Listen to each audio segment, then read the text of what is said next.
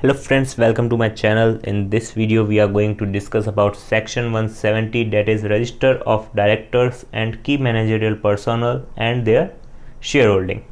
तो इस सेक्शन में क्या होगा, कंपनी जो है वो मेंटेन करेगी क्या, एक रजिस्टर जिसमें जो भी कंपनी के डायरेक्टर्स है, की मैनेजरियल पर्सनल्स हैं और उन दोनों की शेयर होल्डिंग्स। ओके, ये तीन चीज़ें कंपनी रजिस्टर में मेंटेन करेगी। पहला डायरेक्टर्स की डिटेल्स, दूसरा की मैनेजरियल पर्सनल्स की डिटेल्स, तीसरा इन दोनों की शेयर होल्डिंग्स, यानी कितने शेयर्स इन्होंने होल्ड करके रखे हैं वो सारी डिटेल्स। वो उसके लिए भी रूल रेफ़र करेंगे हम, तो रूल भी आपको बता दूंगा एक बार। तो छोटा सा सेक्शन है, ज़्यादा इसमें है नहीं कुछ complication.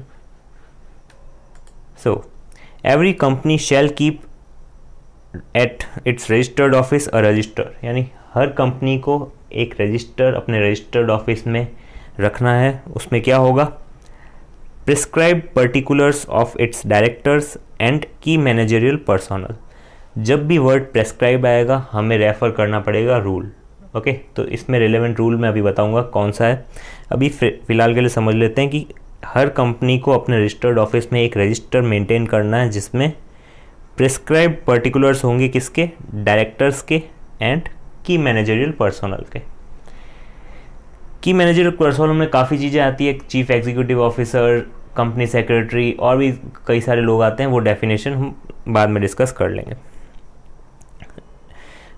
And details of securities held by each of them in the company, it's holding, subsidiary of its holdings and associate companies, यानी पूरी इन्होंने चेन बना के रख दी कि कंपनी में या फिर इसकी होल्डिंग में या फिर इसकी सब्सिडरी में या subsidiary of its holding companies में, ओके, या फिर एसोसिएट कंपनीज़ में। इन सब में जितनी भी सिक्योरिटीज़ उन्होंने ले रखी है उसकी सारी डिटेल्स भी मेंटेन करके रखनी है।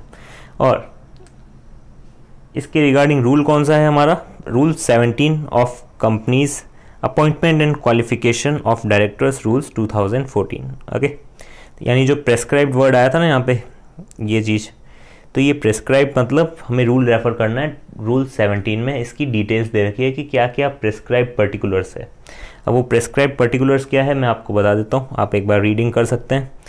Director identification number, present name, surname, former name अगर कुछ है तो, and surname, father name, मतलब बेसिक चीज़ें हैं। Date of birth, residential address, nationality, occupation और भी कई सारी चीज़ें। डेट क्या थी बोर्ड ऑफ रेजोल्यूशन की जिसमें अपॉइंट हुए थे ये, या फिर डेट ऑफ अपॉइंटमेंट क्या थी, रीअपॉइंटमेंट क्या है, date of cessation of office and reasons क्या है उसके, परमानेंट अकाउंट नंबर, ये सारी कुछ चीज़ें हैं बेसिक सी। तो आप देख सकते हैं ये सब पॉइंट्स हैं, ये सब रूल 17 में दे रखे हैं। और डिटेल्स ऑफ सिक्योरिटीज़ के बारे में भी कुछ दे रखा है कि ये सारी चीज़ें भी उन्हें मेंटेन करके रखनी है इन रजिस्टर। क्या क्या, the number, description and nominal value of securities, date of acquisition, consideration क्या पे किया उन्होंने, या date of disposal, cumulative balance कितना है, मोड ऑफ एक्विजिशन क्या है, या फिर मोड ऑफ होल्डिंग फिजिकल में है या फिर डीमेट फॉर्म में है। तो ये सारी डिटेल्स कुछ हमें मेंटेन करके रखनी है इन रजिस्टर्स। ओके, और लास्ट चीज़ क्या है, filing of return in form DIR 12 with the registrar, यानी हर कंपनी को क्या करना पड़ेगा, फाइल करना पड़ेगा DIR 12 में रिटर्न। अब इससे रिलेटेड सेक्शन कौन सा है, सेक्शन 170 सब सेक्शन 2 प्लस हमें रूल 18 भी पढ़ना है। रूल 17 हमने पढ़ा लास्ट में, अब रूल 18 भी पढ़ना है जिसमें क्या है, कहा गया है कि कंपनी को क्या करना पड़ेगा, फाइल करना पड़ेगा रिटर्न, किस में, DIR 12 में, किस चीज़ के लिए, in respect of its directors and की managerial personnel after paying the prescribe fees, यानी ये जो भी डिटेल्स थी ये सब, इनके सब के लिए एक रिटर्न फाइल करना पड़ेगा इन DIR 12। कब फाइल करना पड़ेगा, जब भी अपॉइंटमेंट होगा। ओके, यानी जब भी अपॉइंटमेंट होगा उसके विद इन 30 डेज हमें रिटर्न फाइल करना है इन DIR 12।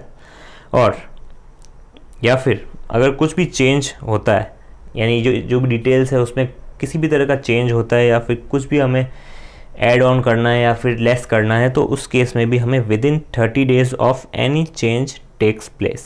Okay, this section shall not apply to a government company but एक कंडीशन है कि सेक्शन 92 जो कि एनुअल रिटर्न का सेक्शन है एंड सेक्शन 137 जो कि फाइलिंग ऑफ फाइनेंशियल स्टेटमेंट्स का सेक्शन है, इनमें कोई भी डिफ़ॉल्ट नहीं होना चाहिए, तब जाके गवर्नमेंट कंपनी को ये एग्जेम्पशन मिलेगा इस सेक्शन से।